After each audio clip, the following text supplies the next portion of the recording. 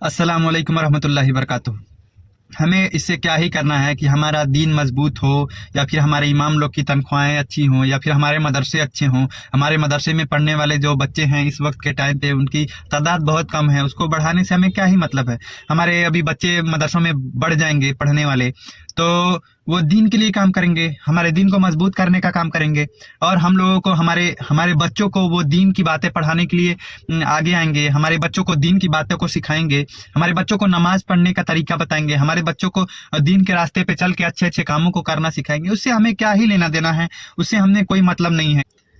लेकिन फिर भी मैं आप लोगों से हमेशा गुजारिश करूंगा, जब तक मुझे लगेगा कि सभी लोग इस बातों को समझ नहीं जाएंगे, तब तक मैं सभी लोगों को गुजारिश करता रहूंगा कि इस वीडियो को लोगों तक भी शेयर करिए और लोगों तक पहुंचाइए, क्योंकि ये हमारे लिए सबसे अहम है। इस वक्त के टाइम पे कोई भी ऐसा नहीं है जो हमारे इमाम लोगों के लिए, हमारे मदरसों के लिए, हमारे जो दीन की बातें बताते हैं उन लोगों के लिए कोई आगे आता होगा। कोई नहीं आगे आता है, क्योंकि उनकी तनख्वाहें कोई सरकार नहीं देती है।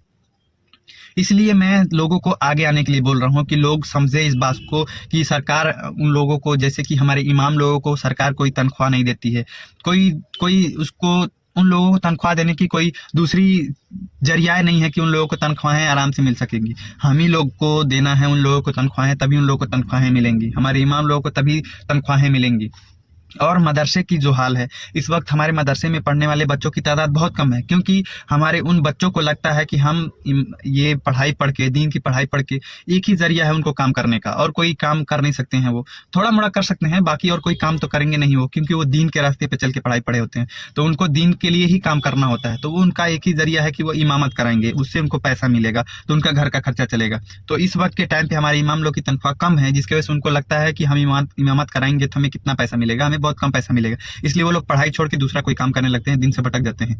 और हम लोगों तक दीन आज तक हम लोग दे सकते हैं कितना हम लोगों के पास दीन पहुंच रहा है, और हम लोग दीन के लिए कितना आगे रह रहे हैं। इसलिए सभी लोगों से गुजारिश है, प्लीज सभी लोग इस बात को समझें। हमारे दीन को मजबूत करना बहुत जरूरी है, क्योंकि इस वक्त के टाइम पे कोई हमारे मस्जिदों में जाके देख लेंगे, नमाजियों की तादाद बिल्कुल कम होती चली जा रही है। अब तो बिल्कुल ना के बराबर मस्जिदों में नमाजियों की तादाद है। इसलिए सभी लोगों से गुजारिश, सभी लोग इमाम लोग की तनख्वाह में हिस्सा लें, ताकि हमारे इमाम लोग हम लोगों तक दीन पहुंचाएं, और हम लोग नमाजों को कायम करें, अपनी दीन के रास्ते पे मजबूत चलें। और जो आजकल का प्रॉब्लम चल रहा है, इस सब प्रॉब्लम से हम लोग मुब्तला ना हो पाए।